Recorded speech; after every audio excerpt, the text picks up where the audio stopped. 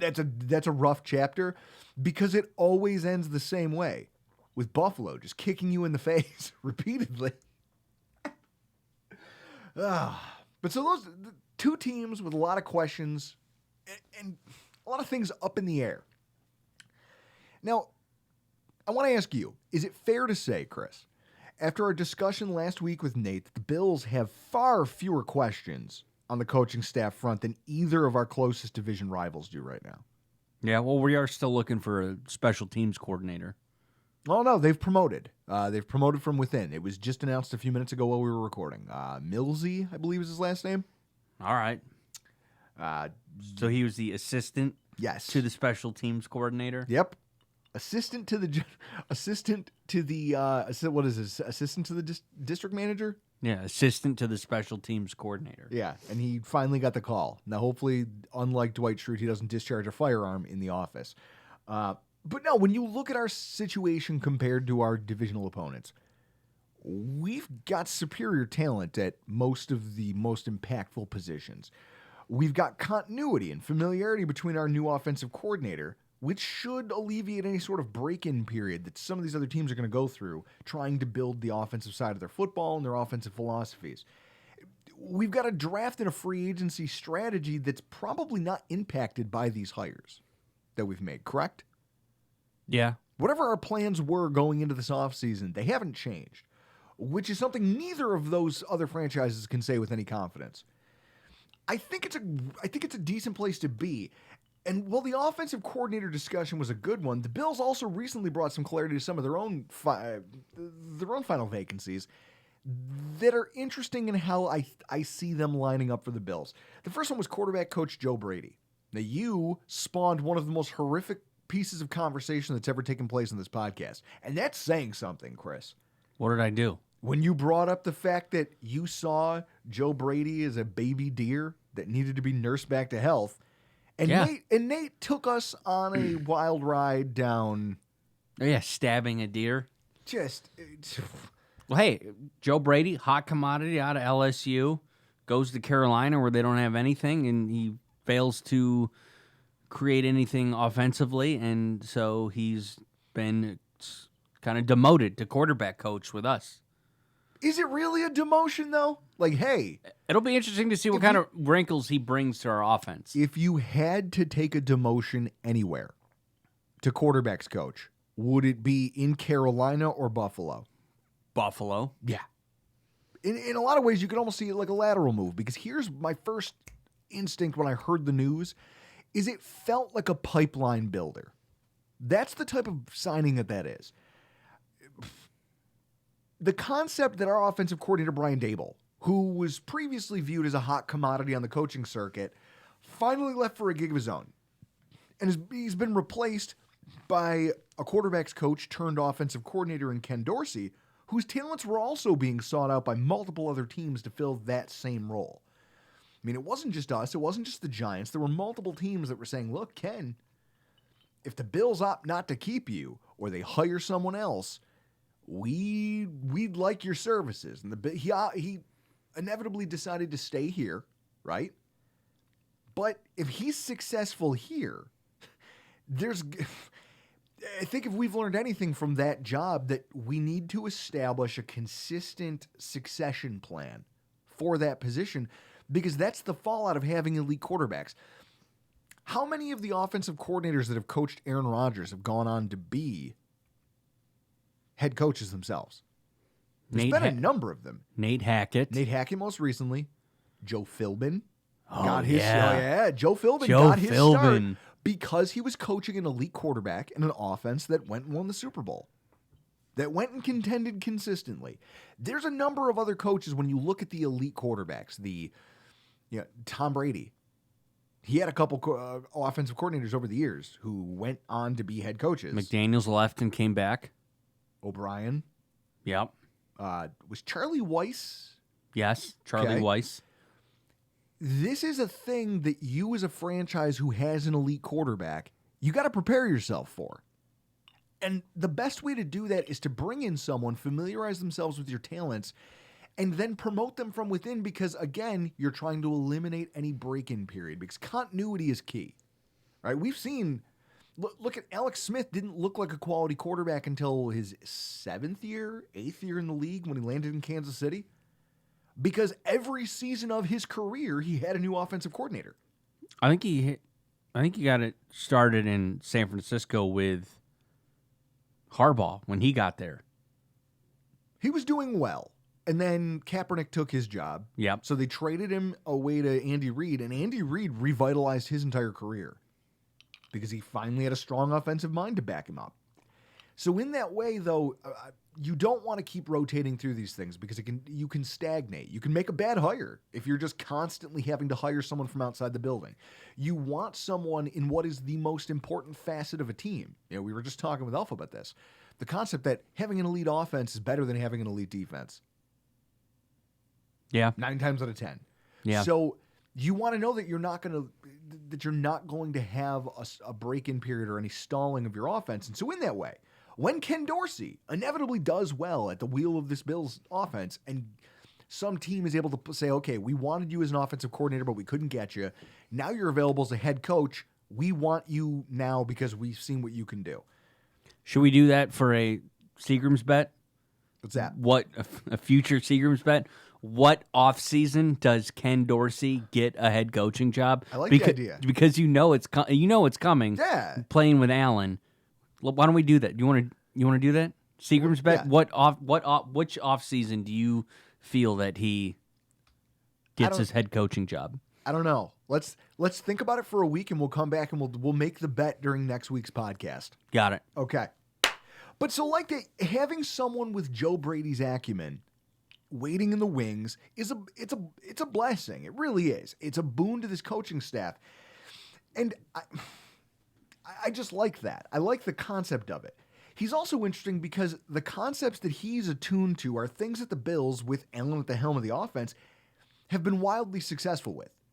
Specifically in relation to his love of RPOs and play-action passing, of which the Bills finished top 5 for each this season. They were top 5 in play-action passing attempts. I think they were 4th in RPOs, and top 5 using RPO concepts in the red zone.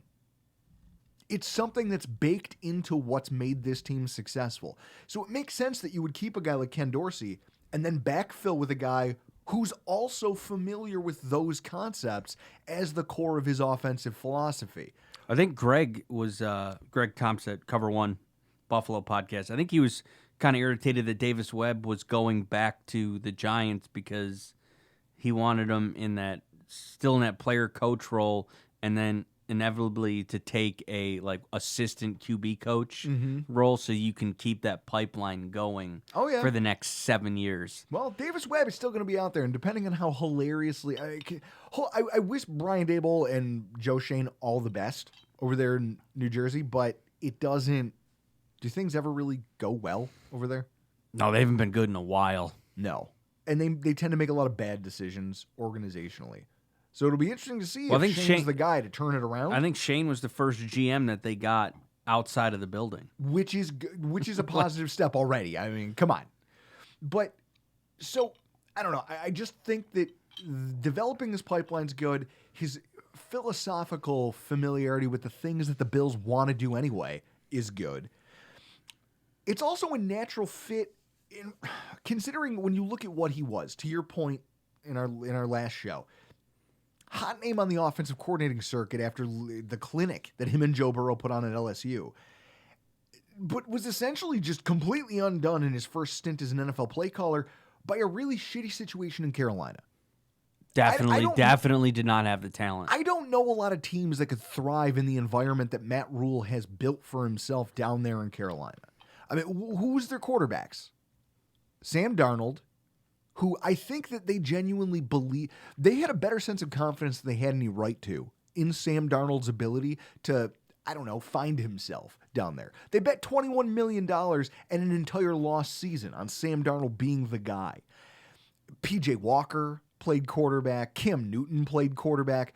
What do we know about all three of those guys? Not good throwing the football. So when you look at a guy who says, hey, I love to run an RPO-heavy system based around throwing the football to space and letting my fast guys eat, running into a situation where Matt Rule is telling him, well, we need to run the ball more because our offense can't be productive unless we run the ball. He's like, well, it's not my fault.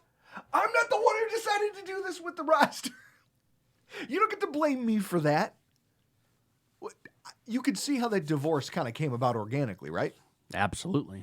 So I really do believe that he's a talent. You saw it. Talent, like, Chris, in college football, a lot of what is produced, there's sometimes a universal talent like a Cam Newton who just wills a team to wins at the collegiate level. But a lot of times it's great talent and great coaching working in concert. That's the only way to explain what Florida was with Chris Leak and Tim Tebow at quarterback. God. Yeah. National champions with that team. Offensive juggernauts. Those guys, they're not a pimple on a quarterback's ass. Yeah, so they had a hell of a passing offense. Also had Riley Cooper was there. Yeah. Riley Cooper, Jordy Nelson? I don't know. Or was that too soon? No, Jordy Nelson, I think, went somewhere else. I thought he played like Big 12. I don't know. I thought Jordy Nelson played at Kansas. Call him if you know. They had Aaron Hernandez. Yeah, they killed him. They had the SEC. They led the SEC in like offense and murders. But so what it is like when you pile up statistics the way that they did, it's a sign that not only do you have talent, but also you have good coaching and that your concepts are sound because other teams can't defend them at that level. Now, whether they matriculate to the NFL is yet to be seen, but at least you know that philosophically they're sound. I look at that and I say to myself, so he's a guy who maybe he got thrown into the fire too quickly. And he did it on a bad football team that didn't have the depth that they thought they did. But maybe he could, with some time, bend those ideas, make them more malleable, hammer them out a little bit, get to work with a star quarterback and figure out what do you and don't you like about these concepts. And let me take what I thought about being an OC and change it to fit what this guy is. And maybe this could produce dividends if I'm given the shot to take the reins. That's really what you're looking to see. And it's the final thing that interests me about him, because in that way, there's something that all of his quarterbacks and all of the offenses he called collegiately thrived on, that the Buffalo Bills were one of the worst in football at, which is yards after the catch. It's not a secret, Chris. We are bad when it comes to yards after the catch. And it's not a wide receiver stat, even though it gets reported as one whenever you're looking at box scores. It's more of an indicator of a quarterback. His ball placement, how he's seeing the field, how he's anticipating guys breaking into coverage, breaking out of coverage, coming out of their routes, and also just the overall scheme. Now, under Daboll, the Bills thrived off deep crossing patterns and downfield passing concepts that allowed us to gain chunk yardage, either cutting towards the middle of the field, going towards the sideline, or post routes. Just post routes. Okay, great. That's wonderful. It never really gave our wide receivers a chance to use their own physical skill sets in space to operate after the catch. Brady, on the other hand, has spent a huge chunk of his career operating a system that thrives off getting those skill players into space and having running backs that run real routes. Clyde Edwards-Helaire, the first-round pick of the Kansas City Chiefs, played on that Joe Burrow national title team at LSU. And he was catching balls left and right, running real routes. Running corner routes, and it was devastating for defenses to try to compete with because the wide receivers will clear out the DBs, and now it's on the linebacker to cover a much faster running back. Oh, by the way, if you can teach them to run routes, you can't stop all of the options. And if you have a quarterback with an arm the size of Josh Allen's, you can expand the box that type of offense can operate in. Now you're talking about literally making his quote, I'd like to try to make a defense to defend every blade of grass. With Allen's arm talent, you can actually do that with that kind of concept. So I think it's going to be interesting to me to see how Brady can coach up Allen in that regard, to teach him how to generate yak. To say, listen, there's things you're leaving on the table. Yeah, you made that 40-yard pass. Wonderful. But if you had taken the one that was 26 yards downfield instead of the one that, hey, I threaded the needle on this ridiculous throw on a 40-yard out to the right sideline to Gabe Davis because his catching ability and his toe tapping ability is crazy. But you had a guy at 26 yards who could have caught the ball, and based on the way the safeties were aligned, he has a chance to break it even farther than that. But you weren't thinking that. His ability to coach and mold Allen to see more of those opportunities, that's what I'm interested in. Just how he can work with those guys to let our wide receivers do more with their own physical skill sets. I just think it's a great marriage, and it's one that I'm looking to see play out as the offense takes the field. The other signing was Aaron Kromer. The prodigal son returns to the Buffalo Bills. Now, there's a lot of fans who might remember Kromer for his time here in Buffalo back in 2015, 2016. God, Chris, that was the infancy of this podcast. That was our first years as podcasters.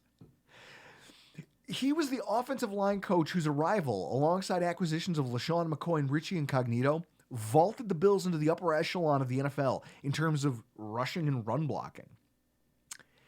They finished in the top 15 for pass blocking that first year in 2015, after Doug Marrone's squad was 22nd the previous year. They finished in the top 5 for run blocking after Marrone's 2014 squad finished 29th in the league. And the only changes they made was they added a rookie in John Miller, and they signed Richie Incognito. That's it. Oh, I mean, they got McCoy, who obviously helps. But you could see how just taking all that out of the equation, your blocking metrics ridiculously improved. Why? Because you added one guy who taught these guys a better way to play football. Helped them hone parts of their game that were significantly lacking before that. I mean, one of the things, although I'd be remiss if I didn't state, the other thing that fans might remember Kromer for was his 6-game suspension for fighting some kids over beach chairs. Chris, those are some dark days. We actually got in a little bit of trouble for talking about that on the podcast. I remember some angry DMs, a couple emails talking about, it's not funny to joke about this. First of all, at the time, I think I apologized. No. I've never heard you apologize on this podcast or I know. Or about anything, you having to apologize to your wife for anything. No, I don't. Well, it's like I explained to my wife. I apologize for things that I'm genuinely sorry for. If things are going to continue happening, I'm not going to say I'm sorry because that just makes me a liar, right? It devalues what my I'm sorries are worth if I just apologize for every little thing under the sun that hurt your feelings. Sometimes if I say or do something and it's hurtful or it's aggravating or it's like, look, I'm sorry that this thing I'm doing made you feel that way, but also if I just say I'm sorry to everything that's inconvenient to everyone else, it devalues what my apologies are actually worth. If I gave you a heartfelt I'm sorry about something, Chris, I wouldn't accept it. Oh, that's what I love about you. That's what I appreciate about you, Chris. Yeah. Don't apologize to You're me. You're garbage just like me. But so now we made jokes about the Aaron Kromer situation, and we got our hands slapped for it, and I will never forget that as a podcaster. But let's be honest. Anybody who's ever gone to a strip mall for more than 45 minutes, tell me that in your heart of hearts, there hasn't been a day when you're walking through a situation like that and you don't see something that just makes you think, you even just think in your head, God, I would kill for a Children of the Corn situation right now. Just so it could be labeled as self-defense. Because I'm kidding, obviously. Violence towards minors is not acceptable. It's a felony for a reason. But Jesus Christ, like what? Tell me, Chris, I was in high school. We were walking through the food court, and I saw a guy walking with his son who was about our age. He was probably about 15. We were probably 14, 15, at the McKinley Mall in Hamburg, New York. And this kid is walking, cussing his father out because he didn't buy him something he wanted from, this is how old I am, Electronics Boutique. Do you remember when that was like the big store? Yeah, EB Games. Yeah. So he's cussing his father out. And we're all just dumbfounded, staring at him, just watching him walk past. And finally, I just waved at the guy. And he looked at me and I go, do you want me to hit him for you? Like, is that what this is? Like, do you want me to do it? Because this is wild. Maybe he's just a beta father. I don't know. But I bet now he's divorced. All I can say is that Aaron Kromer, great NFL coach, runs a little hot. Okay? And since the tweets have been flying around, I've seen some YouTube comments on some videos about him and his coaching style. People who know Aaron Kromer away from football, they can attest to the fact that he runs a little hot. But Chris, I kind of like that, don't you? Yeah. I want that in the guys who are coaching football for my football team. You can't all be Boy Scouts. Kromer is an offensive line coach who, unlike Joe Brady, has a pretty absurd resume and a significant track record of NFL success in multiple cities, and even more important, in multiple systems across the NFL. He can run zone-based systems, gap-based systems. He can run with power. He can run pin and pull rushing attacks. There's a multitude of things that he can do. And as you can imagine from what we know about his personal demeanor, he coaches his players to play with a little bit of an edge. And for people who doubt it, Eric Wood, okay, I'm looking at it right now. Eric Wood was not known. I mean, he was a good center from pretty much from the time we drafted him. He was a good NFL center. Yeah, probably the best center we've had since Kent Hull. Okay. He wasn't known as a pulling center. He wasn't known as an athletic blocker. Aaron Kromer showed up, and all of a sudden, him and Richie Incognito are running pin and pull rushing where you're getting a center and a guard on the edge of formations, and you're springing LaShawn McCoy for huge gains. You're carrying our offense through the rushing attack by getting guys who you didn't see this level of athleticism from previously, just based on a change of philosophy and a little bit of technique tweaking. They were disgusting together. And since the announcement, Eric Wood's come out and pretty much applauded the signing. Just pointing to his own personal experience with the man and saying, look, this guy was a great coach, and we did some of our best blocking with him coaching us. That's a ringing endorsement that I don't know what else I need to hear. Do you? I don't need to hear anything else. Okay. He's been here. I know what he's about. I was excited about the hire. And I know that the guys over at Cover One have a whole film room episode devoted to Joe Brady and Ken Dorsey, right? Yep. I started listening to it here and there. I don't have a ton of downtime during the day between comedy podcasts, and I don't listen to a lot of sports podcasts in my off time. But if you're interested in film room stuff and you really want to get into the nuts and bolts of how both of these guys operate, go check that out because it is eye-opening. Kromer, essentially, weren't we all pounding the table saying Bobby Johnson needed to go? Towards the end of the season when things really started to get ugly and you're like, why can't we run block better? Yeah. Wouldn't have missed him if he had left. So Aaron Kromer just seems to be the cure for what ails us in that regard. I don't know. In fact, Eric Turner makes the point when I was listening to their podcast. He made John Mills look like an NFL caliber guard. And he essentially, you're talking about a player that disappeared from the NFL landscape the second that he took off the Buffalo Bills uniform.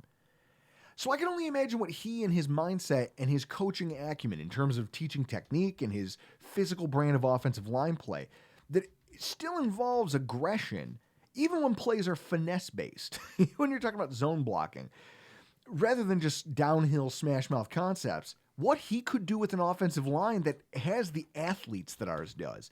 You get Deion Dawkins, Spencer Brown, Tommy Doyle, Rick Bates, some other big guys who can, I think, play with a little bit of sandpaper when the situations call for it. Spencer Brown in particular. The biggest boon and the final point I want to make, and the biggest reason that I think the Buffalo Bills came out of this shuffling of personnel in a significantly better position than anybody else in our division. The Bills are, in fact, bringing in new faces in important positions. Offensive coordinator, quarterback, offensive line coach, special teams coordinators. There will be differences in the way we execute certain things situationally. But the Bills roster, as it's presently constructed, even without offseason additions, already has a baseline of talent that doesn't need to be molded. It doesn't need to be changed to fit what any of these coaches want to accomplish. Instead, they're going to join our staff and attempt to blend their coaching styles with our talent. And just kind of mix in the educational perspective of what they bring to the table and what they can teach our players and hope to elevate their games within the structure of the offense that already exists. And you're doing it to a group of players that have had time and had reps together and ultimately gotten proven that they can be effective as a group. We don't have to do any significant roster construction to fit these coaches in and not just maintain previous levels of productivity. And in some cases, like Kromer, you might actually improve even if you add nothing to what's already here.